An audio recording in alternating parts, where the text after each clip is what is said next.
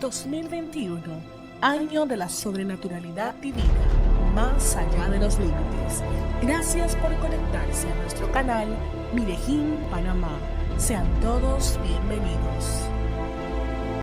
Muy buenas tardes, amados hermanos y amigos. Que el Señor les continúe bendiciendo de una manera muy especial en este día hermoso que el Señor hizo para que nosotros nos gocemos y nos alegremos en Él. Damos gracias al Señor porque los domingos el Señor nos concede la oportunidad de podernos reunir y compartir junto con nuestras congregaciones la palabra de Dios, las alabanzas y la palabra de Dios. Pero también el Señor nos da por la tarde como ahora la oportunidad de que juntos podamos estudiar su palabra, y queremos agradecerle a Dios este tiempo que Él nos regala. Yo quiero darle la más cordial bienvenida en el nombre de nuestro Señor Jesucristo y darle también las gracias por separar este tiempo para que juntos podamos estudiar la palabra de Dios. Como es sabido por ustedes, los días domingos estamos estudiando el libro de los Hechos del Espíritu Santo. Es importante que nosotros podamos estudiar la palabra de Dios, porque el Señor Jesucristo nos ordenó que escudriñáramos las Escrituras, porque a nosotros nos parece que en ellas tenemos la vida eterna, y ellas son las que dan testimonio de nuestro Señor Jesucristo. Así que damos gracias a Dios porque este tiempo es un tiempo glorioso para aumentar en el conocimiento de la persona de nuestro Dios, de su Santo Hijo, nuestro Señor Jesucristo, de su glorioso, santo y divino Espíritu, pero también aumentamos en el conocimiento de lo que Dios quiere para cada una de nuestras vidas, lo que es la voluntad del Señor para con cada uno de nosotros. Vamos a tener una palabra de oración para iniciar entonces nuestro estudio en el día de hoy. Padre, en el nombre precioso de nuestro Señor Jesucristo, queremos darte gracias porque una vez más tú nos brindas la oportunidad de juntos poder seguir estudiando tu palabra. Mientras las estudiamos, abre nuestro entendimiento y haznos entender, Señor, tu palabra, tu verdad. Llénanos del conocimiento de tu maravillosa persona, de la persona de tu Santo Hijo, Jesús, y de la persona de tu Santo Espíritu. Queremos conocerte mejor para amarte mucho más intensamente y tener una mayor comunión contigo que nos lleve a mayores niveles de tu gloria. Padre, en el nombre precioso de nuestro Señor Jesucristo, deposita semillas apostólicas y proféticas en nuestros corazones, en el nombre precioso de nuestro Señor Jesucristo. Y de antemano queremos darte gracias porque sabemos que con estos estudios tú nos estás bendiciendo y prosperando. Muchas gracias en el nombre precioso de nuestro Señor Jesucristo. Amén y amén. Bien, mis amados hermanos y hermanas, quiero en esta tarde presentarles el tema demostrando el amor cristiano. Esto está basado en Hechos capítulo número 11, que estaremos en el día de hoy estudiando la parte final de este capítulo, demostrando el amor cristiano. Quiero decirle que el amor construye puentes donde no los hay. Y hoy a través de la palabra del Señor vamos a ver cómo judíos y gentiles que no se llevaban, cómo el Señor, cuando estableció la primera iglesia gentil, hizo que ellos pudieran demostrar su amor hacia los judíos. Y ellos fueron sensibles e hicieron como el Espíritu Santo los guió a hacerlo. Y la verdad es que cuando nosotros conocemos al Señor Jesús, le aceptamos, y el Espíritu Santo viene a morar en nuestras vidas, derrama el amor de Dios en nuestros corazones, como dice la palabra del Señor en Romanos. Hubo una seria hambruna durante el reinado del emperador romano Claudio, debido a una sequía que se extendió en gran parte del imperio romano durante varios años. Es interesante notar que la iglesia de Antioquía ayudó a la iglesia de Jerusalén. La iglesia hija creció lo suficiente como para ayudar a la iglesia establecida. En mi disertación del día de hoy voy a desarrollar mi tema en dos aspectos esenciales. El primero, preparación divina para la crisis. El segundo, la iglesia puso en práctica el amor. Vamos a ver el primer punto, preparación divina para la crisis. Está basado en Hechos capítulo 11, versículos 27 y 28. Así dice la palabra de Dios. En aquellos días descendieron unos profetas de Jerusalén a Antioquía, y se levantó uno de ellos que se llamaba Agabo, y dio a entender por el Espíritu que iba a ocurrir una gran hambre en toda la tierra habitada. Ahora, ¿cómo prepara el Señor a su iglesia para las crisis y problemas que surgen en el mundo? Y decimos esto porque el Señor Jesucristo dijo: en el mundo tendréis aflicciones, pero confiad, yo he vencido el mundo. Y el apóstol Pablo dice que es necesario que a través de muchas tribulaciones entremos en el reino de los cielos. Quiere decir que en el transcurso de nuestra vida nosotros vamos a pasar por diferentes crisis. Pero ¿saben algo, mis amados hermanos y hermanas? Que antes que nosotros pasemos por las diferentes crisis, si somos sensibles al Espíritu Santo, Él nos preparará. Por eso yo hago la siguiente pregunta: ¿cómo prepara el Señor a su iglesia para las crisis y problemas que surgen en el mundo? En primer lugar, debemos tomar en cuenta la clase de instrucción que impartieron Bernabé y Saulo a los creyentes de Antioquía. O sea, la instrucción en la palabra de Dios juega un papel importantísimo para que nosotros podamos salir airosos en medio de las crisis. La palabra de Dios es una base sólida para el crecimiento y desarrollo de la vida cristiana. O sea, la palabra de Dios es nuestro alimento, nuestra base, nuestro fundamento para poder vivir de victoria en victoria, de poder en poder, de triunfo en triunfo. Cuando el creyente ha sido instruido en los caminos del Señor, en los momentos de dificultad sabe a qué atenerse y qué paso dar.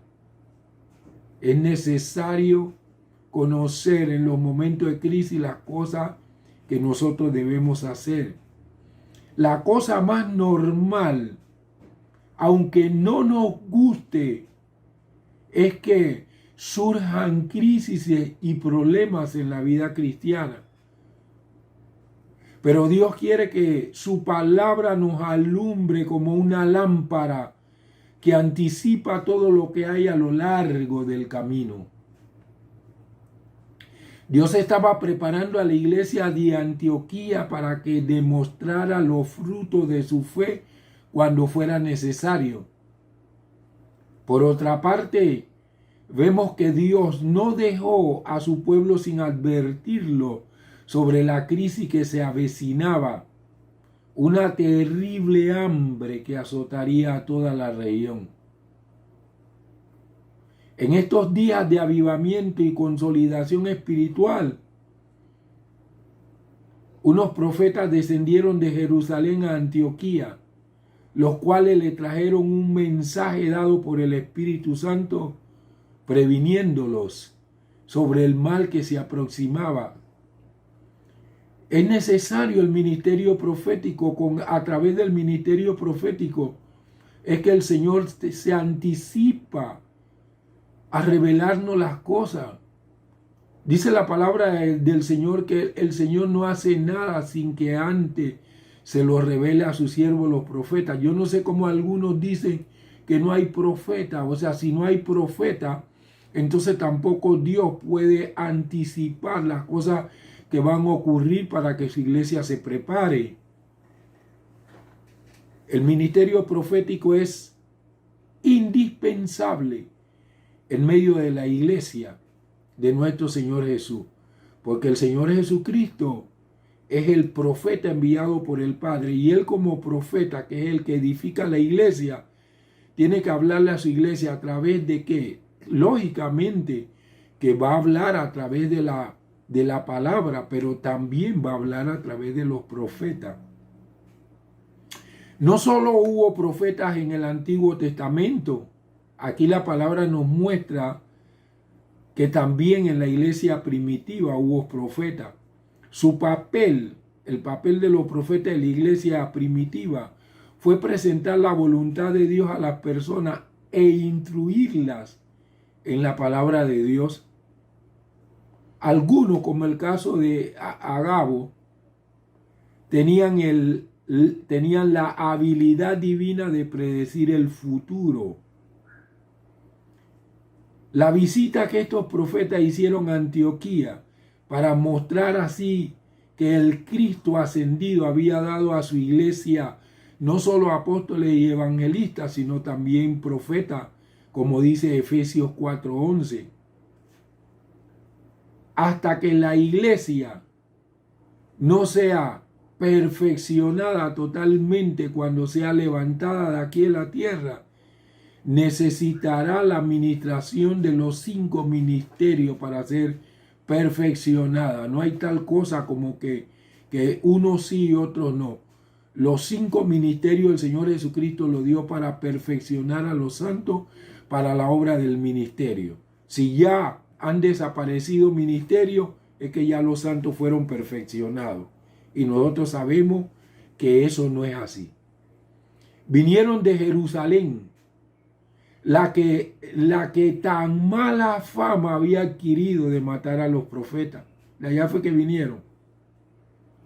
Una vez que Bernabé y Saulo habían enseñado y exhortado a la iglesia, ahora les eran enviados profetas para mostrarles las cosas que deben suceder después de estas, como dice Apocalipsis 4:1. ¿Qué podemos decir acerca de Agabo? Este era un miembro activo de la iglesia de Jerusalén. El Espíritu Santo lo usaba en el ministerio profético. Esto lo podemos deducir por su participación con mensajes proféticos, por lo menos en 2 ocasiones que se muestra en la palabra de Dios. Lógicamente, él era un profeta de oficio, Dios lo utilizó mucho, pero hay en el registro de la palabra de Dios 2 ocasiones cuando él, a través del ministerio profético, apuntó hacia el futuro. Porque el ministerio profético tiene 3 cualidades.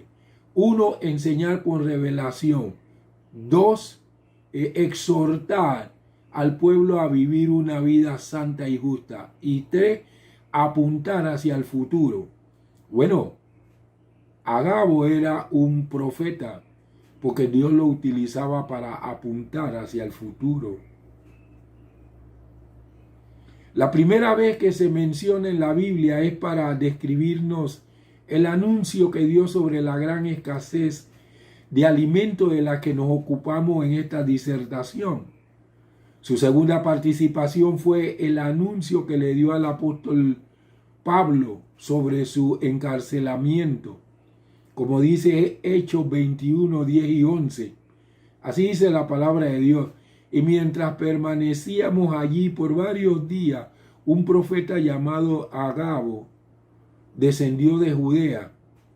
Al llegar nosotros, tomó el cinto de Pablo, se ató los pies y las manos y dijo: esto dice el Espíritu Santo, al hombre a quien pertenece este cinto lo atarán así los judíos en Jerusalén y le entregarán en manos de los gentiles.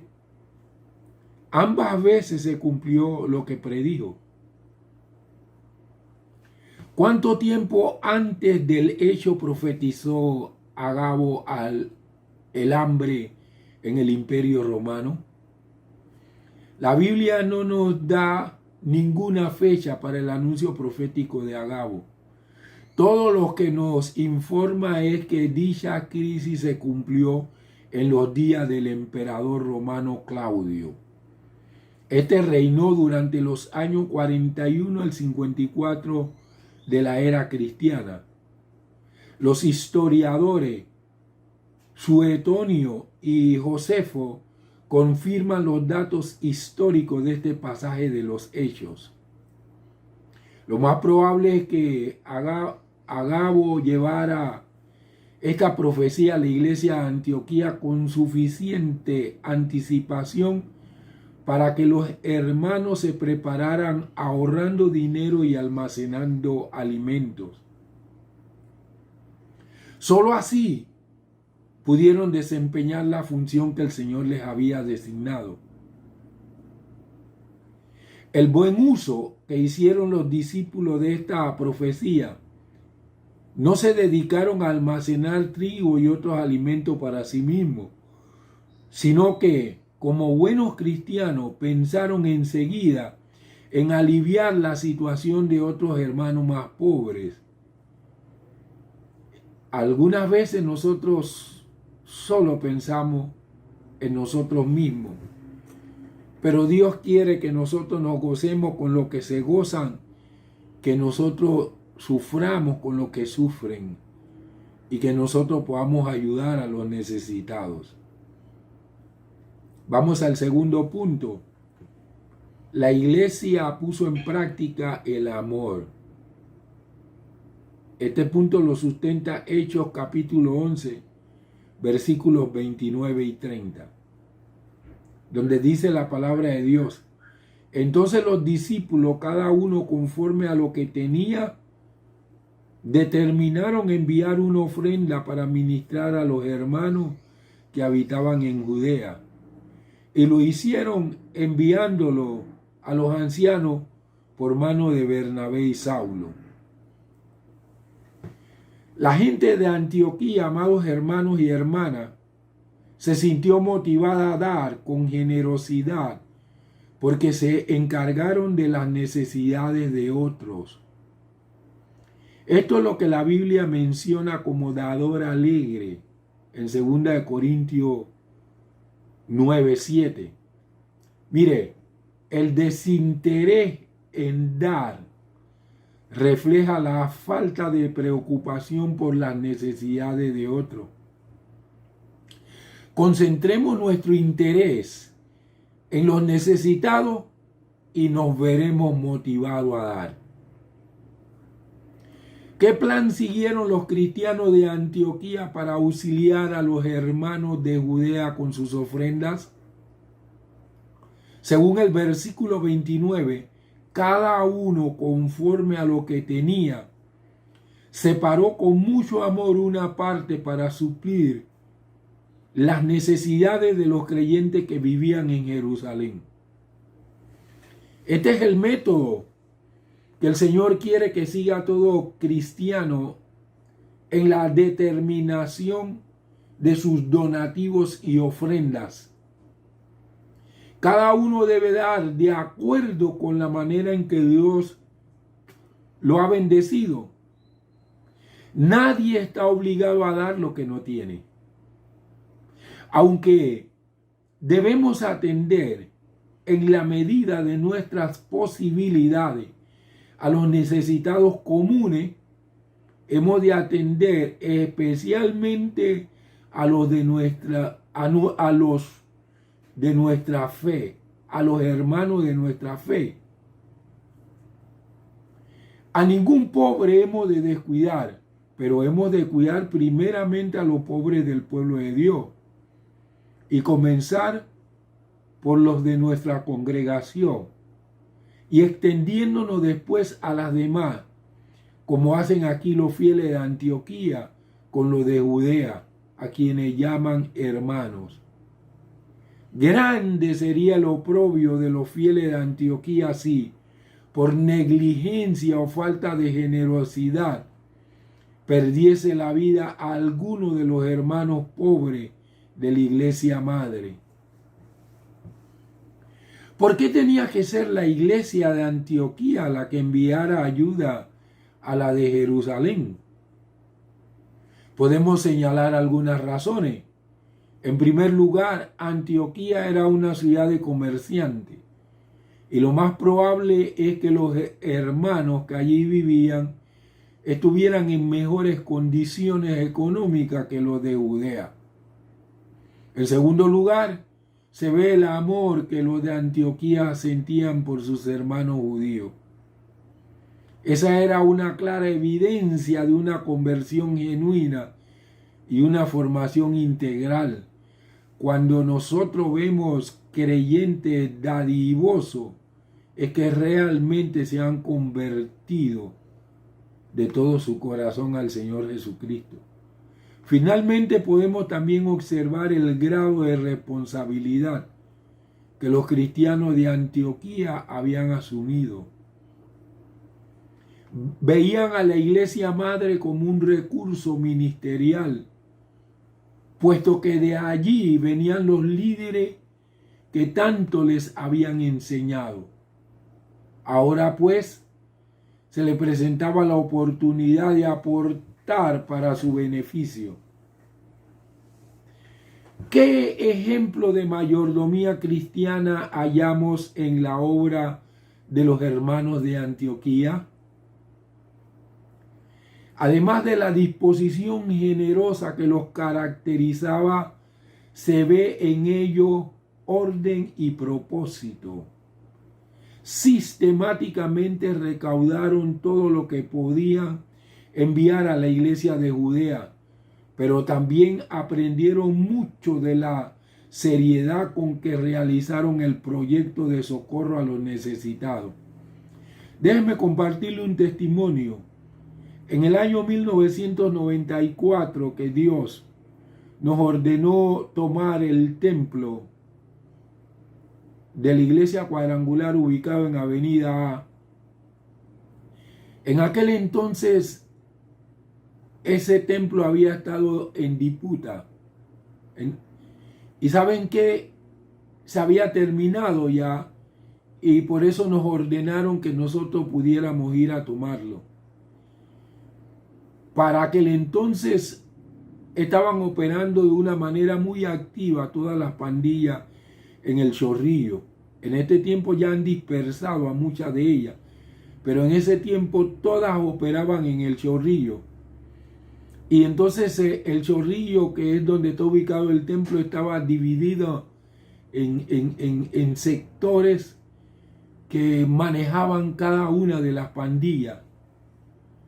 A nosotros nos iba a ser muy difícil poder penetrar los lugares para llevar el evangelio y poder establecer las células en el Chorrillo. ¿Saben qué hizo el Señor? Nos ordenó poner un comedor infantil. Y nosotros en 1994 activamos ese comedor infantil y comenzamos a darle comida a los niños. Primero venían los que vivían por ahí cerca, pero activamos a algunos hermanos que vivían en otra área y ellos entonces se encargaban de traer a los niños al comedor acá en el templo.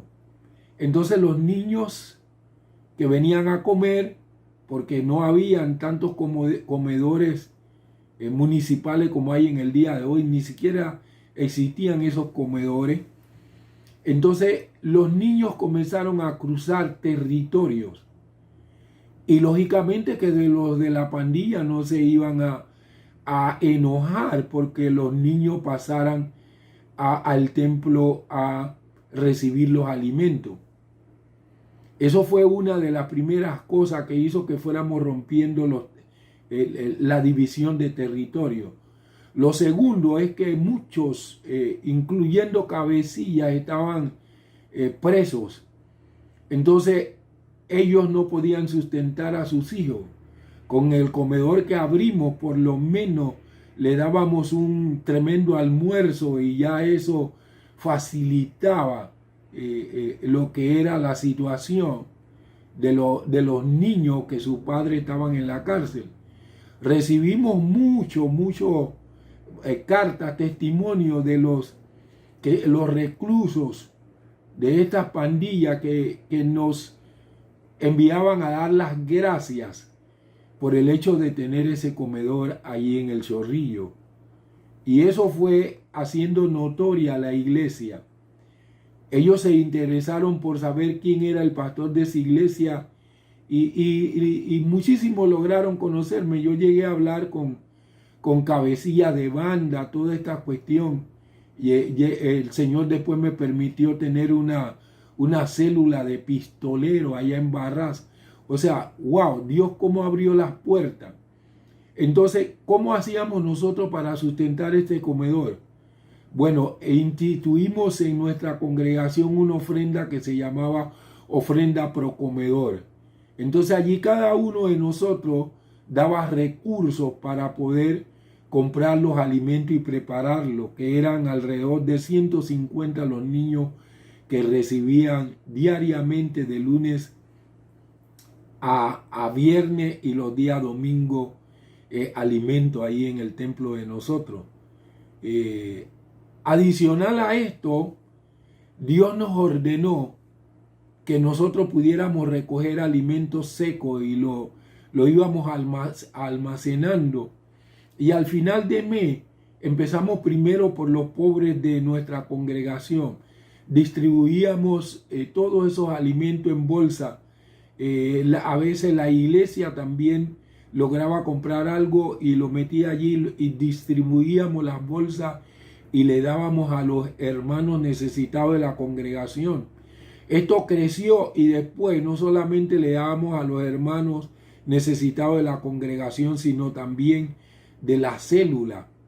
Y así entonces podíamos mostrar el amor que teníamos hacia la gente que estábamos evangelizando y discipulando. Nosotros somos testigos de que esto nos abrió las puertas de una manera especial para que la iglesia Ministerio de Restauración sea reconocida en el Chorrillo y muy respetada. Así que los hermanos de la iglesia de Antioquía nos enseñaron a nosotros que sistemáticamente se puede recaudar todo lo que ellos podían enviar a la iglesia judea, pero también aprendieron mucho de la seriedad con que realizaron el proyecto de socorro a los necesitados. La verdad es que no podía hallarse entre ellos pareja más adecuada para la misión de hacer llegar la ofrenda a Jerusalén que Bernabé y Saulo. Estos dos paladines del evangelio no solo eran de absoluta confianza de todos, sino que también estaban profundamente interesados en hacer entrega de estas cosas para bendecir a los hermanos de Judea, a la vez que administrarían estos recursos de la manera más sabia posible. Este ejemplo de una de las iglesias primitivas es muy apropiado para la formación de las iglesias de hoy. Cuando el pueblo de Dios es portador del verdadero mensaje del evangelio, como lo fueron los cristianos que se movilizaron a diferentes ciudades a raíz de la persecución, la siembra es eficaz. En el caso de Antioquía, aprendemos cómo la madurez ayuda a borrar los prejuicios y las barreras tradicionales. Un corazón liberado y lleno del Espíritu Santo será siempre un mensaje claro y genuino ante el mundo. No son solo las palabras, son nuestros hechos, nuestras acciones, lo que proyectará con claridad las cosas que nosotros tenemos que testificar de los cambios que el Señor Jesucristo ha hecho en nuestra vida. Vemos también que es muy importante desarrollar a los que ganamos para Cristo, así como lo hicieron Bernabé y Saulo. La promoción de una enseñanza sana y profunda dará fruto en el momento más oportuno, como sucedió con los generosos creyentes de Antioquía en beneficio de sus hermanos necesitados. Es interesante, amados, que nosotros en el día de hoy podamos no solamente compartir el evangelio de palabra, sino que hay un evangelio social. El Señor Jesucristo dijo: me diste de comer cuando tuve hambre, me diste de beber cuando tuve sed, me vestiste cuando no tenía vestido. Es interesante esto. Cuando se lo hacemos a los seres humanos, se lo estamos haciendo al Señor Jesucristo. Entonces, tenemos siempre que estar sensibles a la dirección del Espíritu Santo si queremos ser partícipe como creyentes generosos para poder cooperar en todas estas necesidades que surjan de la congregación y que surjan también de las diferentes comunidades. Amados y amadas, en esta tarde vamos a orar para que el Señor nos pueda activar en esa generosidad, para que siempre estemos pendientes de los necesitados. Oremos. Padre, en el nombre precioso de nuestro Señor Jesucristo, queremos darte gracias por esta disertación donde nos muestras la generosidad de la iglesia de Antioquía, a través de la cual pudieron mostrar su amor práctico hacia la iglesia de Jerusalén. Ayúdanos a ser generosos para que nuestro evangelio sea práctico y, como dijo nuestro Señor Jesucristo, la luz en nosotros alumbre, para que vean nuestras buenas obras y te glorifiquen a ti, Padre, que estás en los cielos. Ayúdanos, Padre, a mostrar interés por los necesitados para que podamos ser generosos como lo fueron los hermanos de la iglesia de Antioquía. Queremos darte gracias por la forma tan especial como tú nos has sustentado en medio de la crisis actual que estamos viviendo. Así como la iglesia de Antioquía vivió, en la iglesia del primer siglo y sobre todo la de Jerusalén, vivieron un periodo, Señor, de falta de alimento. También en la crisis que tenemos en el día de hoy, ha habido, Señor, momentos en que, por ser suspendidos muchos hermanos de las congregaciones, hemos tenido que sistemáticamente buscar la forma de cómo ayudar a esos hermanos para que, Señor, pudieran permanecer hasta aquí. También queremos darte muchas gracias por haber preservado nuestras vidas y por habernos traído hasta aquí, a este día. Padre, gracias por derramar tu misericordia sobre nuestra nación y por protegernos de tal manera que han disminuido los contagios, muertes, hospitalizados y las personas activas con el virus. Padre, tú bien lo dijiste, que le pondría las cadenas para inmovilizar este virus. Y lo que observamos en la actualidad es que tú estás dando cumplimiento a las palabras que nos diste. Bien dijiste que este año es el año de tu sobrenaturalidad divina, más allá de los límites. Lo que estamos observando es sobrenatural. Muchas gracias. No somos merecedores de lo que tú nos estás dando, pero tú lo haces por tu misericordia y tu fidelidad. Por eso queremos darte a ti toda la honra y toda la gloria ahora y siempre, por toda la eternidad. En el nombre precioso de nuestro Señor Jesucristo, sigue manifestando tu gloria y tu poder, Señor, en medio nuestro, para que sigamos testificando de el Dios viviente, el Padre de nuestro Señor Jesucristo. No solamente con palabras, sino con tus hechos poderosos, como lo hiciste en la iglesia del primer siglo, en el nombre precioso de nuestro Señor Jesucristo. Mis amados hermanos y hermanas, una vez más les agradezco el haber estado con nosotros en este tiempo. Espero en el Señor Jesús volver a estar con ustedes el próximo jueves a las 7 de la noche, donde seguiremos tocando los temas relacionados con el carácter para poder proyectar la imagen de nuestro Señor Jesucristo aquí en la tierra. Mientras llega ese tiempo, que el Señor les cubra, los proteja y les guarde a cada uno de ustedes. Es mi deseo en el nombre precioso de nuestro Señor Jesucristo. Saludos y bendiciones. Esta ha sido otra transmisión de Medellín, Panamá. Recuerde sintonizarnos los días jueves a las 7 p.m. y domingos a las 5 p.m.